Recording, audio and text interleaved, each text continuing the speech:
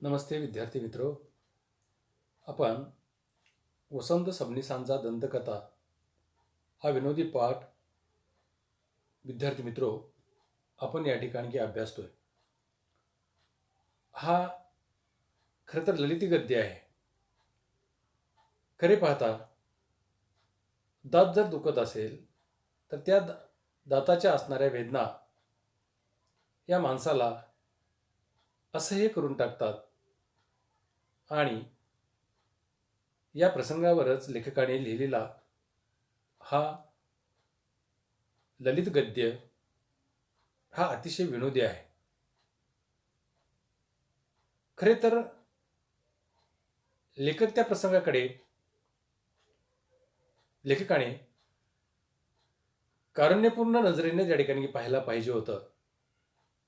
पण लेखक त्या प्रसंगाकडे त्या घटनेकडे कारुण्यपूर्ण नजरेनं लेखक पाहत नाहीत. एक गमतीदार खेळकर दृष्टीने की लेखक त्याच्याकडे काय करतात हे पाहतात. आता घटनेकडे पाहण्याचा दृष्टिकोनच बदलल्यामुळे त्या घटनेचे जे रूप जे आहे ते रूपच एकंदरीत काय करते ते बदलून जाते. त्यामुळे माणसाच्या वागण्यातील असणारी हास्यास्पदता, विसंगती अधिक ठळकपणे या ठिकाणी काय होते हे लक्षात येते. हे बदललेले रूपच की लेखकांनी नर्मविनोदी शैलीत या ठिकाणी की चित्रित केलेलं आहे. प्रसंग खेळकर आहेत. या प्रसंगाकडे तिरकस नजरेने पाहिल्यामुळे नर्मविनोदी शब्द योजना केल्यामुळे वाचकांच्या चेहऱ्यावर हास्याची रेषा त्या ठिकाणी की उमटते आणि त्यामुळं वाचक हा कधी कधी खळखळून काय करतो विद्यार्थी मित्रो या ठिकाणी की हसतो. आणि ज्यावेळेस त्या ठिकाणी की लेखक हे दातदुखीने त्रस्त होते. लेखकाला त्या ठिकाणी की दातदुखी होत होती त्यावेळेला एकंदरीत विज्ञानशास्त्रामधील असणारा जो दात जो आहे त्या दाताचं जे खरं स्वरूप जे आहे ते खरं स्वरूप की लेखकाला त्या काय करतं की विद्यार्थी मित्र जाणवतं. आता विज्ञानाच्या पाठामध्ये पाहिलेले जे दाताचे चित्र जे आहे ते दाताचं चित्र बरोबर त्या ठिकाणी की आपल्याला की फक्त हा दात आहे असंच काय करतं त्या ठिकाणी दिसतं. परंतु सविस्तर जर आपण पाहिलं तर हा दात कसा आहे तर दाताला त्या ठिकाणी की मुळे आहेत, दाताला कवच आहे, दाताला पोकळे आहे, दाताला छिद्र आहे, दातामध्ये की रक्तवाहिन्या आहेत, तसेच दातामध्ये की मज्जातंतू सुद्धा आहेत. आणि त्यामुळंच की काय की माणसाची दातदुखी त्या ठिकाणी की सुरू असताना किंवा माणसाचा दात दुखत असताना की माणसाला अतिशय त्या ठिकाणी की वेदना होतात आणि माणूस काय होतो की असह्य होऊन काय करतो विद्यार्थी मित्र जातो. आता एकंदरीत हे दाताचं असणारं दुखणं आपण काय करतो विद्यार्थी मित्र पाहतोय. पण हे दाताचं दुखणं त्या ठिकाणी पाहत असताना की लेखक खरं तर या प्रसंगाकडे की गमतीदारपणे काय करतो पाहतो. आता लेखकाची दातदुखी त्या ठिकाणी की होते आणि लेखकाला वाटायला लागतं की बाबा की लेखकाची दातदुखी ज्यावेळेस होते त्यावेळेस लेखक म्हणतात की माझ्याबद्दल की लोकांना त्या ठिकाणी की लोक अपवाद हे फार आहेत. माझी दातदुखी सुद्धा की त्याच्यातून काय केलेले सुटलेले नाही. रात्र दात दुखत असताना की मी रात्रभर त्या ठिकाणी की काय होतो की दातदुखीने त्रस्त होतो, मी वरडत होतो, मला त्रास होत होता आणि मला त्रास होत असताना माझ्या असणारे शेजारी पाजारी, माझ्या गल्लीतील, माझ्या कसब्यातील असणारी सगळी माणसं त्या ठिकाणी रात्रभर त्या ठिकाणी जागी राहतात. त्या माणसांना काय होत नाही की झोप येत नाही. आणि त्यामुळे ते गल्लीमधील असणारी माणसं की जाता येता माझ्या घरामध्ये काय करतात, आळीपाळीने डोकून जातात आणि फक्त विचारतात, फक्त दातच त्या ठिकाणी दुखतोय ना? हा सवाल करून ती माणसं काय करतात, पुढे जातात. पण यावरून असा निष्कर्ष त्या ठिकाणी काढता येत नाही की त्या माणसांना रात्री काही लागली नाही, झोप लागली नाही. परंतु लेखकाच्या दातदुखीच्या वेळी की लेखकाचे ज्यावेळेस दात दात दुखत होता त्यावेळेस लेखक दोन्ही हाताने तोंड धरून की बसलेले होते आणि लेखाला असं जाणवत होतं की बाबा रे की आपल्या चेहऱ्यावर कोणीतरी त्या ठिकाणी की थोबाडीत मारलेले आहे, अशा प्रकारचा भाव हा लेखकाच्या चेहऱ्यावरती काय होता, हा होता. आणि हा भाव त्या ठिकाणी असताना लेखक बोलत असताना तोंडातल्या तोंडात त्या ठिकाणी काय करायचा, बोलायचा. आणि मग हे पाहण्यासाठी की लेखक म्हणतात, मी आरशात त्या ठिकाणी पाहत नाही. आणि लेखक म्हणतात की तोंडातल्या तोंडात दाताला आरसा कशाला? आणि त्यामुळं की लेखक बोलत असताना की घशातल्या घशात आवाज बंद करून त्या ठिकाणी बोलण्याचा काय करायचे, प्रयत्न करायचे. आणि त्यामुळं तो घसासुद्धा काय असायचा, बंद असायचा. आणि त्यामुळं की घसा बंद असल्यामुळे की लेखकाची जी जीभ जी आहे, ती जीभ काय झाली होती, की फितूर झाली होती. ती जीभ जी आहे, ती जीभ काय केली होती, की शत्रूला मिळाली होती. आणि मग लेखक दात दुखत असल्यामुळे की फार मोठ्याने ओरडत होते. लेखक असं त्यांच्या पत्नीचं, असं त्यांच्या बायकोचं त्या ठिकाणी मत होतं. आता बहुधा लेखक म्हणतात इथं की लेखक काय करतात की हलका फुलका विनोद करतात. बहुधा बायकांच्या बाबतीमध्ये सगळ्याच लोकांचं मत हे असं होतं, त्याला माझी पत्नीसुद्धा, माझी बायकोसुद्धा कसा अपवाद असेल.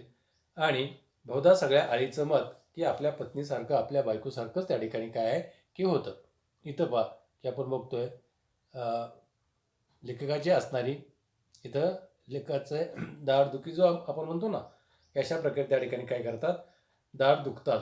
आणि मग बहुधा की लेखकाच्या पत्नीचं सुद्धा आणि सगळ्या आईचं सुद्धा की असंच त्या ठिकाणी की लेखकाच्या पत्नीसारखं काय झालं होतं, की मत झालेलं होतं. आणि त्यामुळं की लेखकाची पत्नी लेखकाबरोबर त्या ठिकाणी काय करत होती, की बोलत होती. लेखकाबरोबर त्या ठिकाणी काय करत, इथं चित्र आहे पहा की लेखकाबरोबर काय करत होती, त्या ठिकाणी थोडासा त्यांच्यामध्ये विसंवाद हा सुरू होता. आणि ले पत्नी म्हणते, अहो एवढ्या एवढ्या मोठ्याने एवढ्या मोठ्याने कशासाठी ओरडताय? लोकांना काय वाटेल? आता अशा प्रकारची दमदाटी किंवा दम देणारी दुसरी कोण कोण असणार? तर लेखक म्हणतात, ती माझीच त्या ठिकाणची पत्नी आहे. आणि तिला ते म्हणतात, अरे माझा त्या ठिकाणी दात दुखतोय आणि दात दुखल्यामुळे मी काय करतोय, ओरडतोय. माझा दात दुखत असल्यामुळे मी दुसरं काय त्या ठिकाणी करू शकतोय?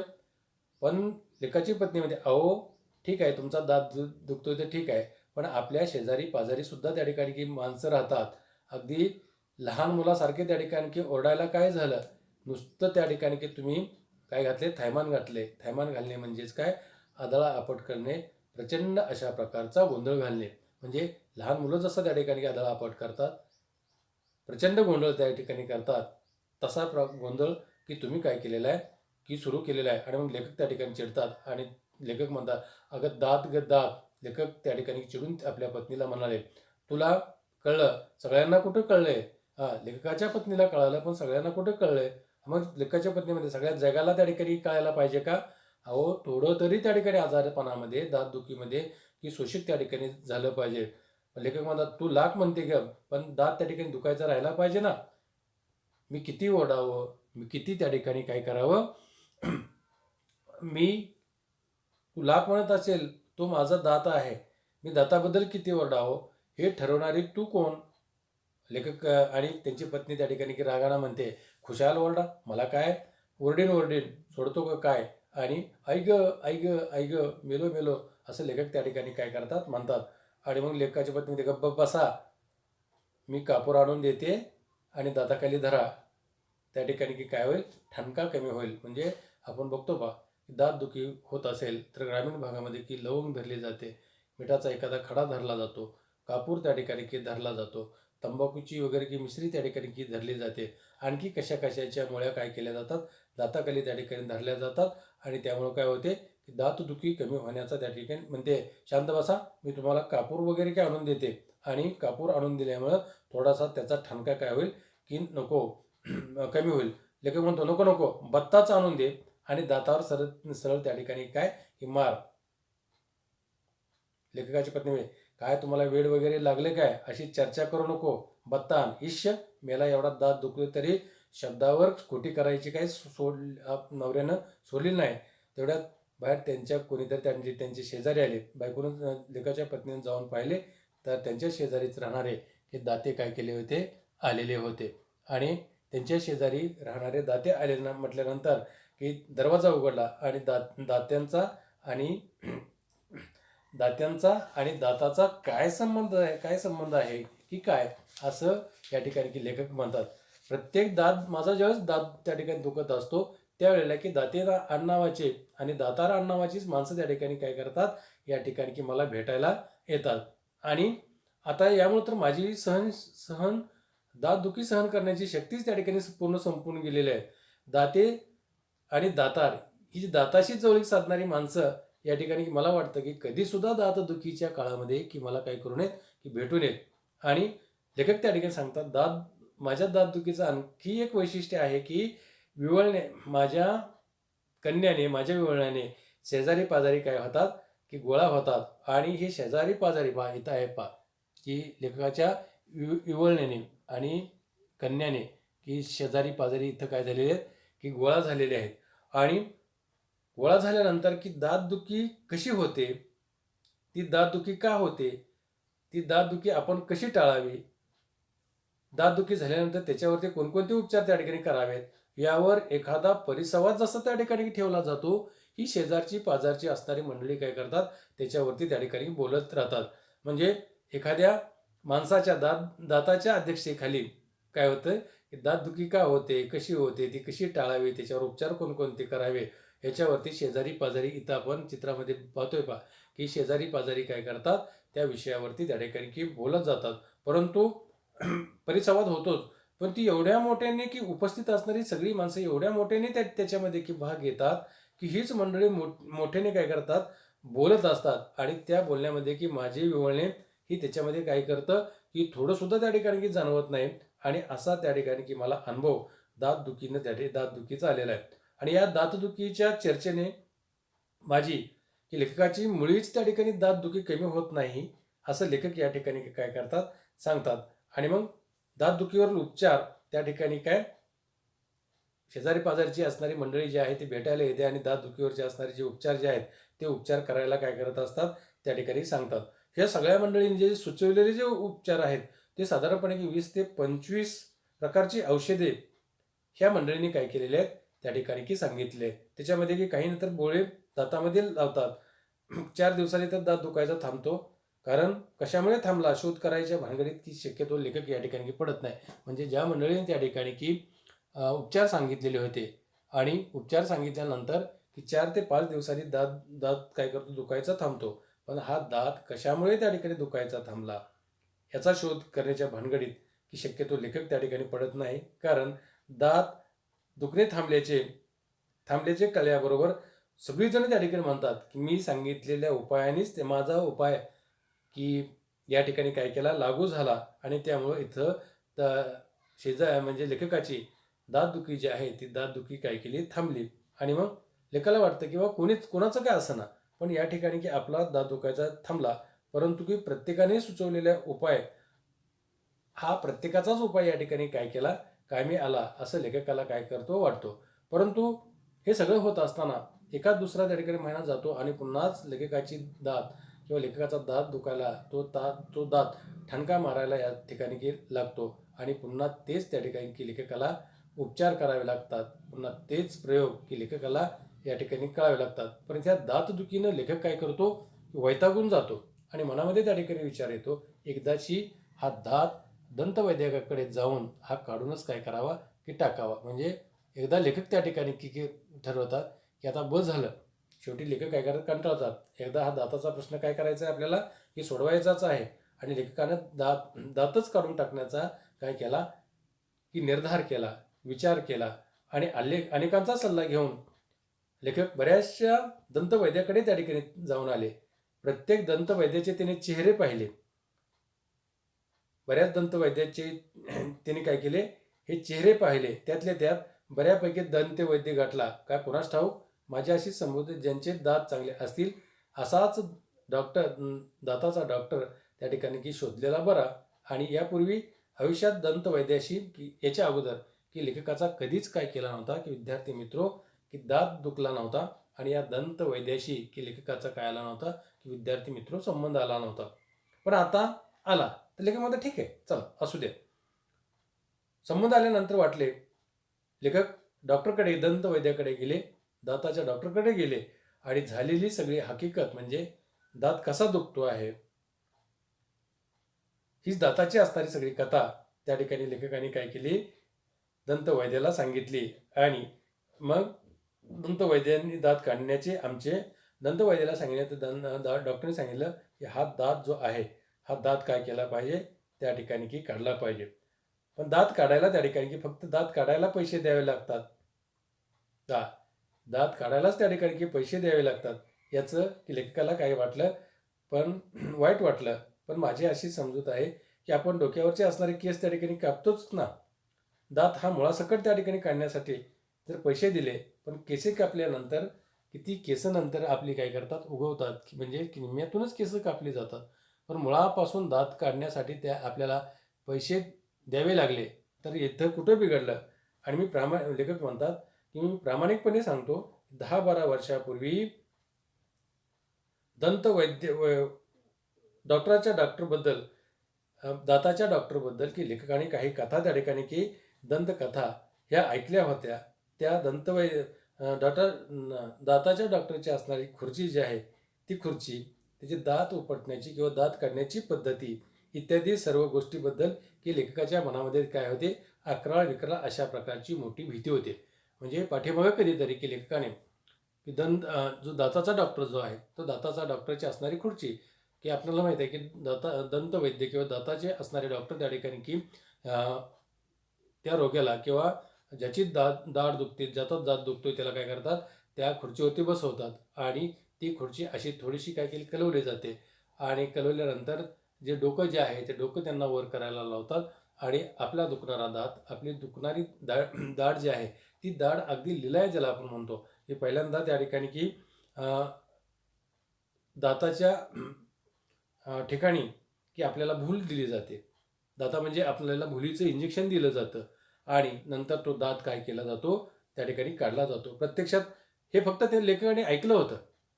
दाताच्या वैद्याची किंवा दाताच्या डॉक्टरची जी खुर्ची आहे आणि त्याची दात उपटण्याची जी एकंदर क्रिया जी आहे, म्हणजे तो दात कसा काढतो, हे लेखकानं फक्त अनेकाच्या तोंडातून काय केलं होतं, हे ऐकलं होतं. पण त्यांनी प्रत्यक्षात तसं काही काय पाहिलं नाही किंवा त्यांना कसं वाटलं नाही. आणि दंतवैद्य सध्या ज्याला आपण म्हणतो, एवढी त्या ठिकाणी की महागडी आणि एवढी वेदनाक्षम होणारी, वेदना कमी करणारी औषधं निघालेली आहेत, की त्यामुळं की दात आपण काढतोय किंवा दाताला त्या ठिकाणी उपटून काढलेलं आहे, हे त्या दात दुखणाऱ्या माणसाला की सध्या त्या ठिकाणी कळतच नाही. एवढे दंतवैद्य आज या दाताच्या असणाऱ्या की क्रियेशी किंवा दात काढण्याच्या पद्धतीशी, दात काढण्याच्या एकंदर दात दात दुखत असताना तो उपटण्याच्या पद्धतीशी एकरूप काय केलेले आहेत, झालेले आहेत. म्हणजे ते माणसामध्ये त्या ठिकाणी की असं की लेखकाचं काय झालं की मत झालेलं आहे. लेखाच्या हिरड्यामध्ये की इंजेक्शन दिलं आणि तो जो दात होता लेखकाचा दुखत होता, तो दात अगदी इतक्या कौशल्याने की काढला की लेखकाला सुद्धा काय वाटायला लागलं, आश्चर्य वाटायला लागलं. आणि मग लेखकाला वाटलं, अरे हा दुखणारा जो दात आहे, तो दुखणारा दात एवढ्या लिलया त्या ठिकाणी उपटण्याची सोपी पद्धत आजपर्यंत मी कधीच काय केली नाही, की पाहिली नाही. म्हणजे दाताच्या सर्व समस्या दूर करा, असे जे अनेक प्रकारचे जे उपाय की 100% गुणकारी सांगितले जातात, ते कोण सांगतात? आपल्या शेजारची पाजारची असणारी माणसं. म्हणजे की इतकी दात उपटण्याची की दात काढण्याची इतकी सोपी पद्धत असेल, असं कधी आपल्याला वाटलं सुद्धा नव्हतं. आणि मी आजवर अनेक शत्रूंना आणि शेजाऱ्यांना भांडणं आजपर्यंत की लेखकानं अनेक आपले जे कोणी शत्रू असतील, आपले जे कोणी वैरी असतील किंवा शेजारी-पाजारी असतील किंवा माणसं असतील, की त्यांना ज्यावेळेस कलह त्या ठिकाणी त्यांच्याबरोबर झाला होता किंवा भांडण झालं होतं, त्यावेळेला की लेखकानं बऱ्याच वेळेला की दात उपटून घशात ठेवीन, म्हणजे दात उपटून घशात ठेवणे म्हणजे घमेंड घालवणारा पराभव करणे, घमेंड घालवणारा पराभव करणे, असे काय केलं होतं की लेखक बोलले होते. आणि दात घशात घालीन अशा माझ्या शक्तीचं प्रदर्शन करणाऱ्या धमक्यासुद्धा की लेखकानं अनेकांना काय केल्या होत्या, दिलेल्या होत्या. आत्ता लेखकाला वाटायला लागले, अरे या ज्या आपण त्या ठिकाणी धमक्या दिलेल्या होत्या, हे जे आपण बोललेलो होतो, त्याला आत्ता काहीच काय नव्हता, की अर्थ नव्हता. कारण का? की लेखकाचा त्या ठिकाणी की इथं आहे दंतवैद्याची ही खुर्ची आहे. दाताचा डॉक्टर लेखकाची काय काढतोय या ठिकाणी की लेखकाचा दात काढतोय. म्हणजे दाताचे असणारे डॉक्टर त्याची खुर्ची किंवा त्याची एकंदरीत दात काढण्याची पद्धती जी आहे ती पद्धती अतिशय कशी आहे लिलय आहे. आणि मग लेखकानं त्या ठिकाणी की अनेक लोकांना की भांडणाच्या वेळी काय केलं होतं अशा प्रकारच्या धमक्या देऊन आपल्या शक्तीचं प्रदर्शन काय केलं होतं की केलेलं होतं. पण लेखक म्हणतात की त्यावेळेला की याला काहीच नव्हता, अर्थ नव्हता. आणि अशा प्रकारची हळहळ आज दंतवैद्याच्या खुर्चीत असतानाच की लेखकाला काय केली जाणवली. म्हणजे आज लेखक तो दुखणारा असणारा दात काढतोय आणि तेही एका दंतवैद्याच्या खुर्चीमध्ये बसून की लेखक हे सगळं काय करतात की विचार करतात किंवा लेखकाचा हा विचार आहे. आणि लेखक म्हणतात की दंतवैद्याच्या खुर्चीमध्ये त्या ठिकाणी बसून अशा प्रकारचा विचार डोक्यामध्ये आल्यानंतर की लेखकाला सुद्धा काय वाटते की हळहळ वाटते. दंतवैद्याने दंतवैद्याने दात दाखवला. हाच तो खलदंत. त्यांनी दात काढला आणि त्याला दाखवला, बघा तुमचा जो दात त्या ठिकाणी किती दुखत होता ना, तो काय आहे की दात आहे. म्हणजे दंतवैद्याने काय काढला की तो इथं डॉक्टर की लेखकाचा काय काढता की दात काढता आहेत. या प्रतिमामध्ये या चित्रामध्ये की लेखकाचे या ठिकाणी दंतवैद्य दात काढतात. ज्याने माझ्या बायकोपुढे हसे केले तोच हा नीच दात नतद्रष्ट. ज्याने तुला हेच शासन योग्य आहे असे मी उरलेले दात खाऊन मनाशी म्हणालो, आत्ता पुन्हा तो ठणका लागणार नाही, पुन्हा ते बोळे धरावे लागणार नाहीत, पुन्हा बायकोचा उपदेश ऐकावा लागणार नाही. ह्या विचाराने मी आनंदाने बेहोश झालो. उरलेल्या दातांना धाक बसावा म्हणून तो काढलेला दात घरी न नेण्याचा विचार मनात येऊन गेला. पण ते दाताची संगत सुद्धा नको असे वाटून मी तो दंतवैद्यालाच अर्पण केला. आनंदाने घरी आलो. दारातूनच ओरडून 4-5 शेजाऱ्यांना सांगितले की तो तुम्हाला जागवणारा दात गेला. यापुढे दंत सप्ताह नाही. म्हणजे की लेखाचा तो काय केला की विद्यार्थी मित्र आपण चित्रामध्ये पाहतोय. लेखाचा तो दात काढला आणि दात काढल्यानंतर की ज्या ज्या बायकोने की लेखकाला त्या ठिकाणी काय केलं होतं, लेखकाची चेष्टा केली होती, लेखकाचे त्या ठिकाणी की हसू केलेले होते. त्या त्या बायको ज्या दातामुळे त्यांच्यामध्ये की काय विसंवाद किंवा ज्याला आपण म्हणतो की कलह निर्माण होत होते, त्यांच्यामध्ये वितुंड निर्माण होत होतं. तोच तो खरं दंत ज्याला आपण वाईट दृष्ट किंवा त्याला आपण दुष्ट किंवा वाईट दात हा लेखकाने काय केला काढला.